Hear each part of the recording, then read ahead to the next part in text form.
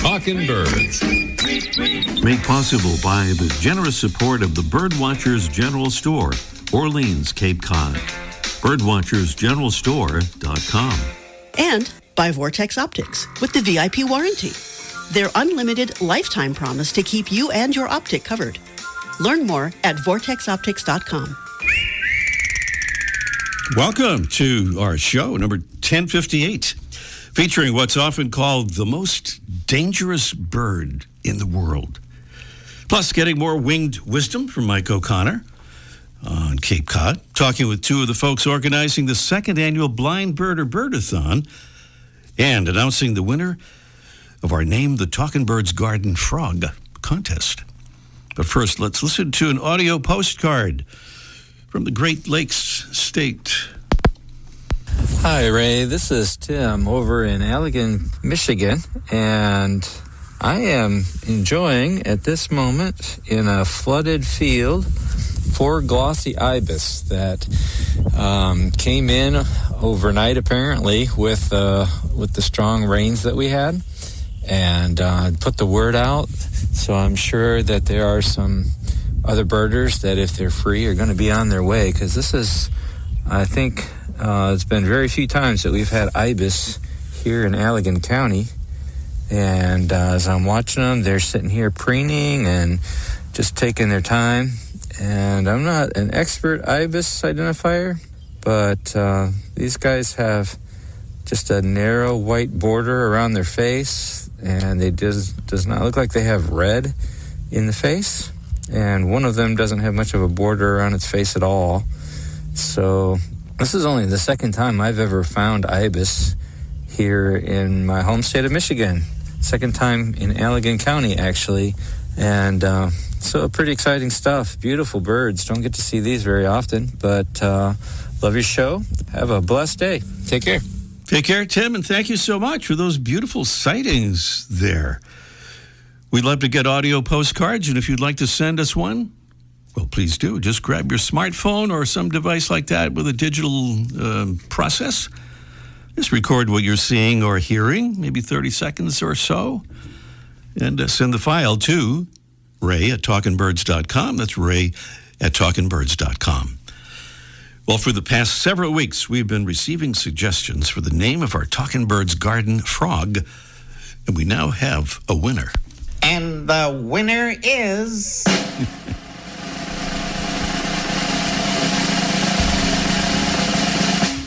Janet Heyman from Phoenixville, Pennsylvania. Yeah. Congratulations, Janet. And our frog's name is Seymour. That's Seymour, because, says Janet, the frog is always looking to see more birds, you see. And she says, and his little bird friend may be helping him out. Well, thank you, Janet, for helping us out by giving our Talking Birds garden frog a name. That is Seymour. Janet has won that spectacular scope from Vortex Optics, the Vortex HD Diamondback 15 to 45 by 65 angled spotting scope. And she's going to like it a lot. That's my prediction. Meanwhile, many thanks to the many, many Talking Birds listeners who sent in an amazing array of interesting and thoughtful and humorous suggestions. And a special thanks to our judges, Lindsay, Mike, and Jeff, who poured over all those entries and came up with a winner. On now to the Mystery Bird Contest preview. This is not the contest, even though it may sound like it. This is just a preview. We'll do the actual thing later. I will give the phone number now, though, so you'll be extra ready so when we call for the contest to begin a little bit later in the show. And that number is 781-837-4900. Once again, 781-837-4900. Our mystery bird is a strikingly beautiful long-distance migrant songbird with a thick pointed bill and black eyes. In breeding season, the male is bright red with a black tail and black wings, while the female has olive green body plumage, brownish olive wings, and a green-edged tail. Our bird breeds over nearly all of the eastern U.S. and southeast Canada, and switches from its winter fruit diet to mostly insects in the spring, searching for prey high in the canopy or on tree trunks and sometimes catching flying insects in the air. Mystery bird there. Beautiful prizes. Oh, these are some really good ones. A 1-year subscription to the great birding magazine, BWD. Founded back in 1978 as Birdwatcher's Digest, it is back. It's bigger and better than ever, with each large format issue packed with big, beautiful photographs and illustrations and in-depth articles by renowned experts. And then from fresh cut paper, I can promise you love this. Everybody who sees these or gets them really loves them.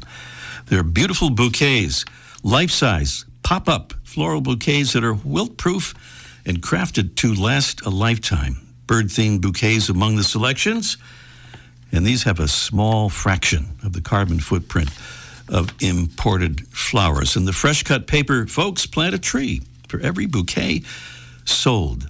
Beautiful prizes on the Mystery Bird Contest. The actual thing coming along a little bit later in this morning's show here.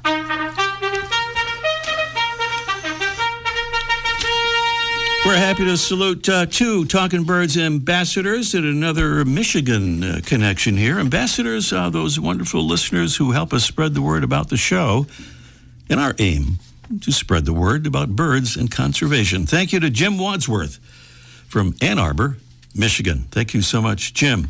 And thank you to Deb Cheney from Fairhaven, Massachusetts. She says, I listen with my husband every Sunday. Thank you so much, Deb. Well, Talking Birds listeners, if you like our show and you know some folks who you think might like it as well, we hope you'll become a Talking Birds ambassador. And let us send you some of our very sharp-looking forest green Talking Birds info cards that you can hand out to some of those folks at your leisure. Want to become an ambassador, just go to talkingbirds.com, no G in talking. Click where it says Get Involved. That's right at the top of the homepage.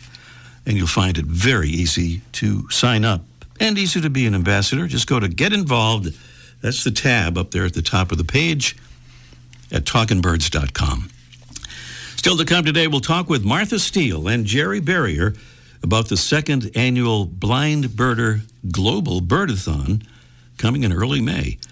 Also today, Mike O'Connor will join us for Let's Ask Mike, very nearly live from the archive on the topic of not keeping your powder dry, but keeping your bird seed dry. And up next, a bird with a mean disposition and some glowing headgear is today's featured feathered friend. Presented by the Bigger and Better BWD magazine. Experience birds up close with BWD at bwdmagazine.com.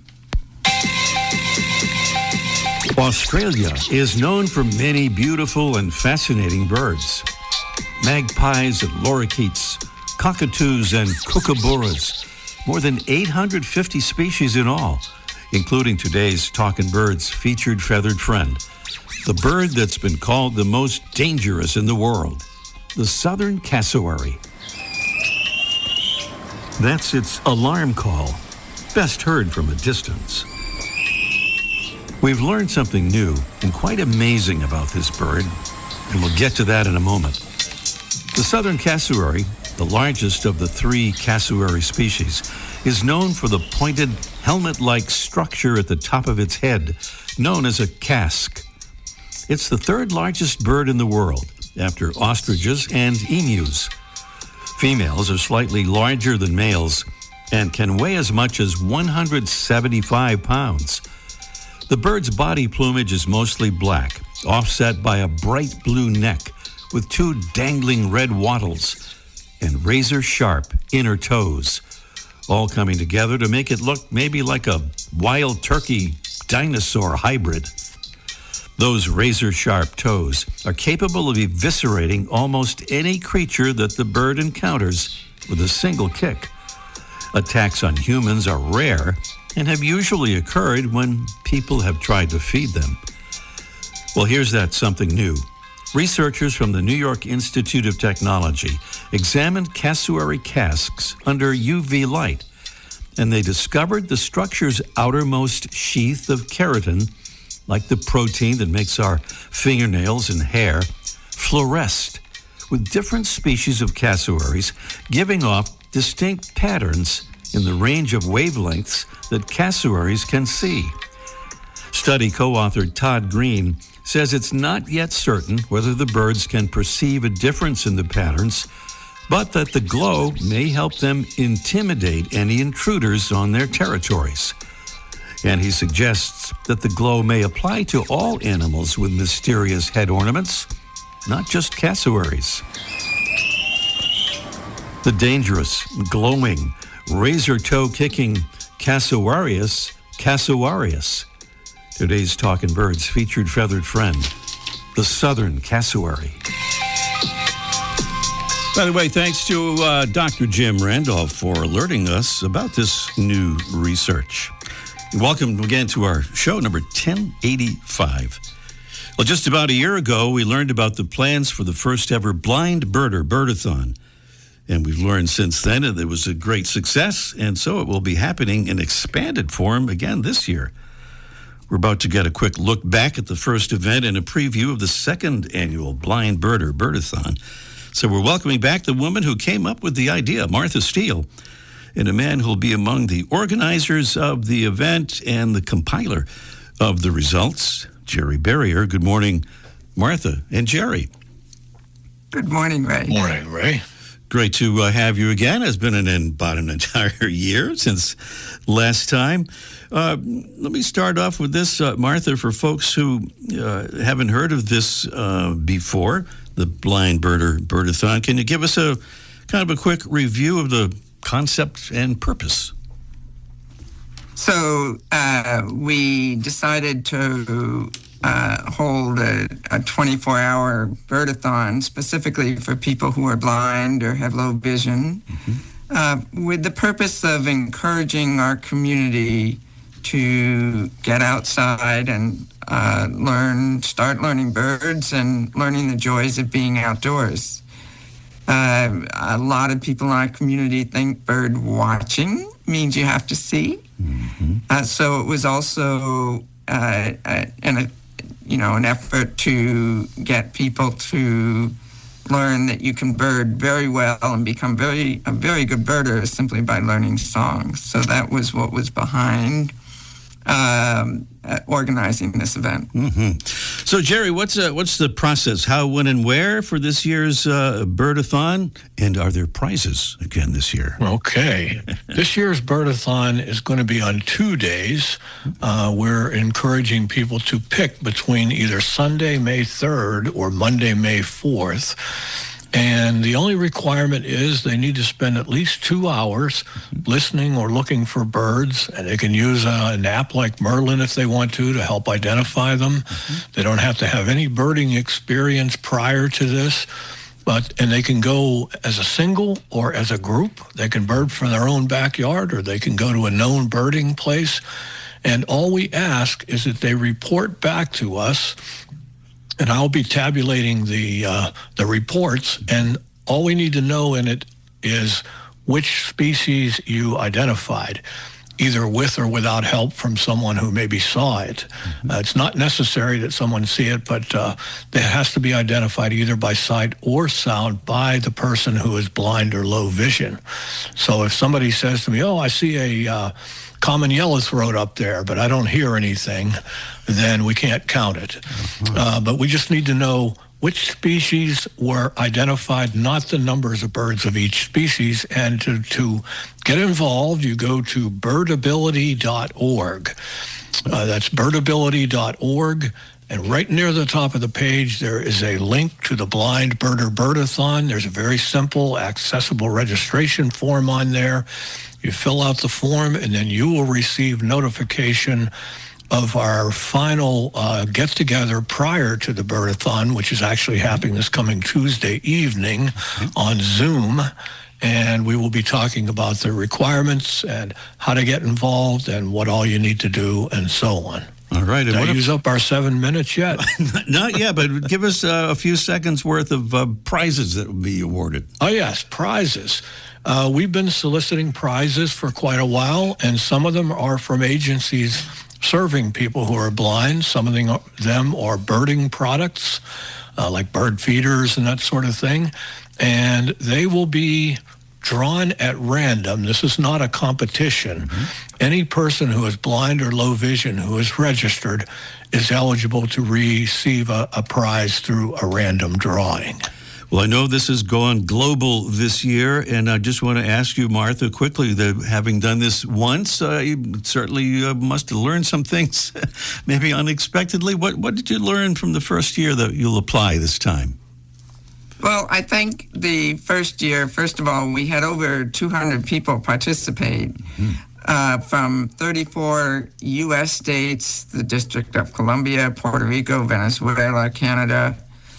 This year, we've got more countries involved: South Africa, the UK, France, Mexico, Costa Rica. So we learned that we still need to work hard to reach out to the blindness community in particular.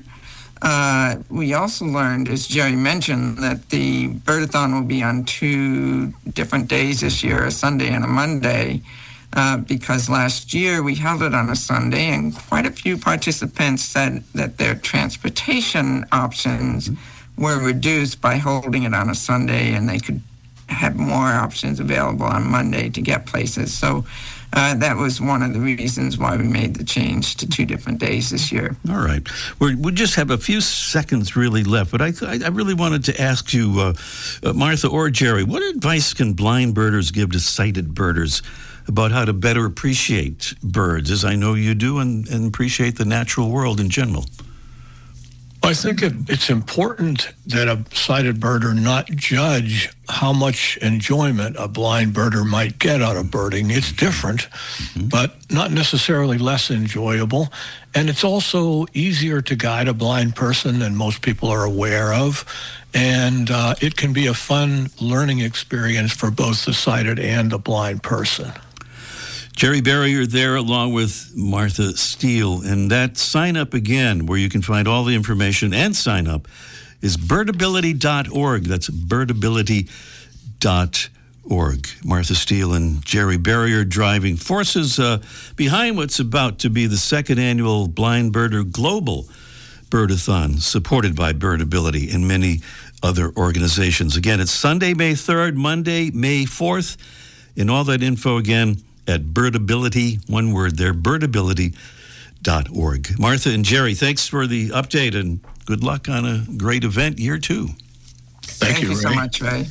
Martha Steele and Jerry Barrier here on Talking Birds, and up next, it's our Mystery Bird Contest in just 1 minute. But first, the flutter of a tail feather, the flash of a wing bar in mid-flight. You don't always have a lot of time to identify a bird in nature, let alone to appreciate its beauty. But with Vortex Optics, you'll have the power to bring every wild moment closer. When you choose Vortex, you're choosing to have a partner in the field as passionate about nature as you are. Whether you're spotting old friends on the backyard feeder or packing for a once-in-a-lifetime trip to add a few species to your life list, Vortex offers a full range of optics and optics accessories for every birder and every budget. And whether the birds are taking you to another state or another country, you're always covered by the Vortex VIP warranty, an unlimited lifetime promise to keep you and your optic covered. If you'd like to learn more, or if you need help choosing your next optic, give Vortex a call at 1-800-4VORTEX or visit vortexoptics.com. it's nothing new to say that we're tight on time, as always, extra so this morning. So we want to invite you to call us as soon as possible to identify this bird that I'm talking over here, but I'll play it again. Our Mystery Bird Contest, if you heard the clues and such earlier, here's that number again, 781-837-4900. And quickly, the clues again, a mystery bird, strikingly beautiful long-distance migrant songbird. The male is bright red with a black tail and black wings. Female has olive green body plumage, brownish olive wings, and a green-edged tail. Our bird breeds over nearly all of the eastern U.S. and southeast Canada. In spring, it's going for mostly insects, searching high in the canopy or in tree trunks and sometimes catching flying insects in the air. Beautiful prizes from Bird Watchers Digest Now BWD and fresh cut paper in those beautiful bouquets. The number again is 781-837-4900. Please give us a call as soon as possible so we will actually have time to do the contest. Meanwhile, let's ask Mike, almost live from the archive in just 1 minute. Squirrels have one mission in life: eat your birdseed. They hang, they swing, they stretch, climb, and plot their next move. For squirrels, your bird feeder is the ultimate prize. But now, they've finally met their match. Introducing the Squirrel Buster Evolution. When a squirrel climbs onto the feeder, its own weight automatically closes access to the seed, stopping the theft instantly while birds continue to feed comfortably. No batteries, no tricks, no complicated setup. Just smart, proven squirrel-proof technology that works day after day, season after season. That's why the Squirrel Buster Evolution was named Best New Birding Product of 2025 by the Wild Bird Feeding Institute. So let the birds enjoy the feast, and let the squirrels keep trying. Look for the Squirrel Buster Evolution at Brome.com or at your local bird shop. Mike O'Connor is about to join us from the world-famous Birdwatchers General Store, Orleans, Cape Cod. Hello, Mike. Hey, that was a great guest. Good job today. That was an excellent guest. I really enjoyed listening. Henry Stiles, great. Yeah, from really good. Environment Colorado. Yeah, and the Colorado Field Ornithologists. So next time you want having David Clapp on, just bump him and put that Henry back on. We'll put him. Yeah, I'll make a note of that. Yeah, David line through Henry Stiles. So we gave a little hint earlier about your topic today, which is about keeping seed and feeders clean and dry. Is that really important? Yeah, well, of course it is. And, it's funny. I always complain, that people who bring in their feeders that there's a problem. They have a problem with their feeders, needs to be fixed, needs to be adjusted. And they always bring them in already with the bird seed still in them, which makes it impossible for me to fix. And I kind of yell at them a little bit. Yeah, a little bit. And so a lady brought in one the other day, still full of bird seed, but before I had a chance to grumble at her, she said the birds had stopped coming, and they started. It was very successful. This was a thistle or a Niger feeder, whatever term you prefer. And the birds were coming, and they were happy. And then they stopped, and they hadn't come for months. And so she brought it in, and then we looked at it, and the bird feeders aren't waterproof because they have to have a way for the bird seed to get out, and so sometimes moisture gets in. And clearly this had gone through a rainstorm, and the seed got a little caked. It didn't flow to the tiny holes that Niger thistle feeders have. And so the birds came, and then they couldn't get to the food. So I cleaned it out for her, and then I took it to my house and put fresh dry seed in and tested it. And it worked great. The birds came, and they emptied like half of it in a couple of days and brought it back and gave us some advice, and it's fine. But that happens a lot. And thistle seed is coated with shells on it, but some of the seeds that are really susceptible are kind of the hulled sunflower or shelled peanuts or even cracked corn. I don't know who puts cracked corn in a feeder, but all those things are susceptible, especially to moisture when you have a really rainy period. So I advise people to go out, and if you see the seed clumping a little bit, give it a little shake.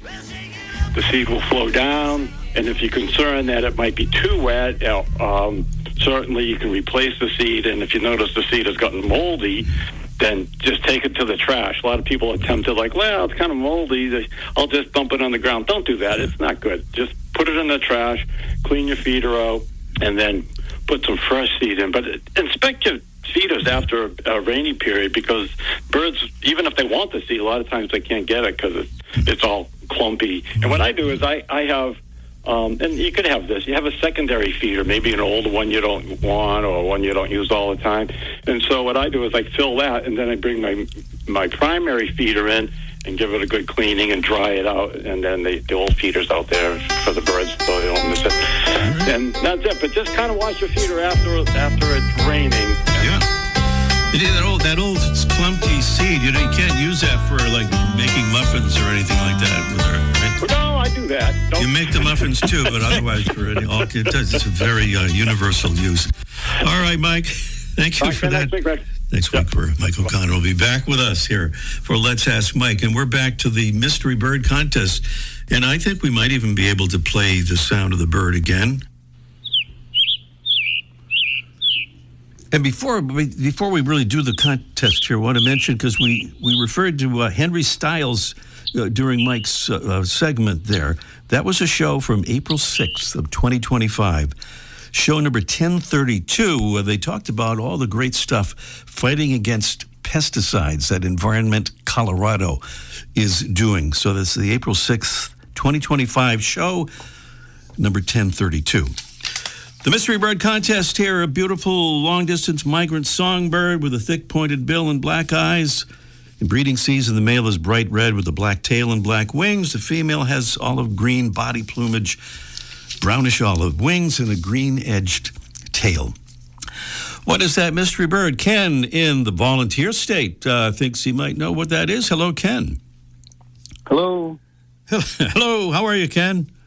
Pretty good. All right. I'm going to guess the scarlet tanager. The scarlet tanager's a guess, and it happens to also be the correct answer, which is a beautiful combination of circumstances there. Yes.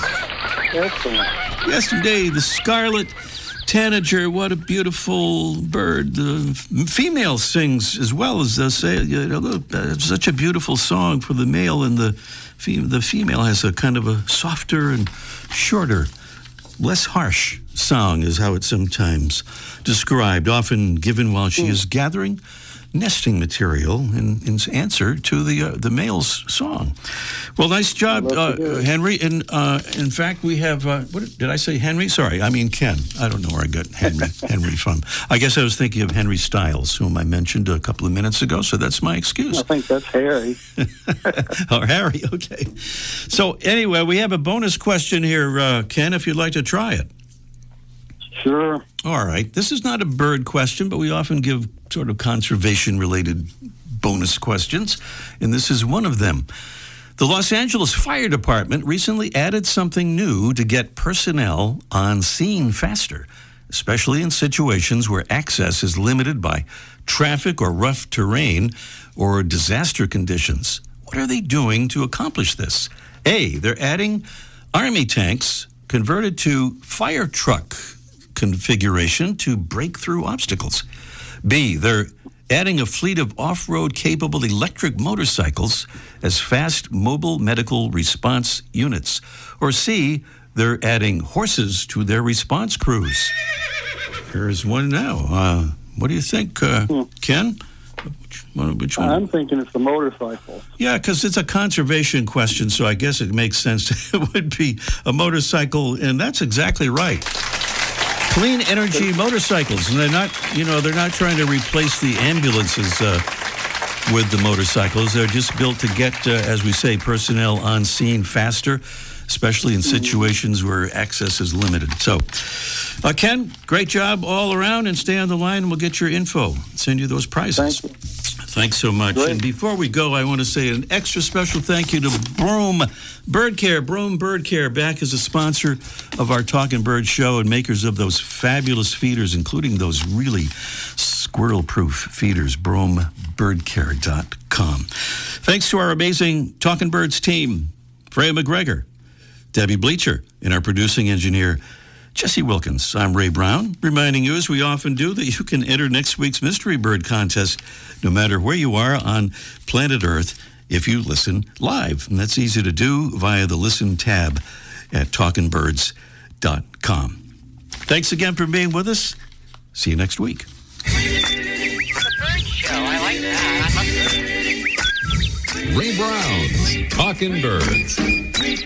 Made possible by the generous support of the Birdwatchers General Store, Orleans, Cape Cod. Birdwatchersgeneralstore.com. And by Vortex Optics with the VIP warranty. Their unlimited lifetime promise to keep you and your optic covered. Learn more at vortexoptics.com.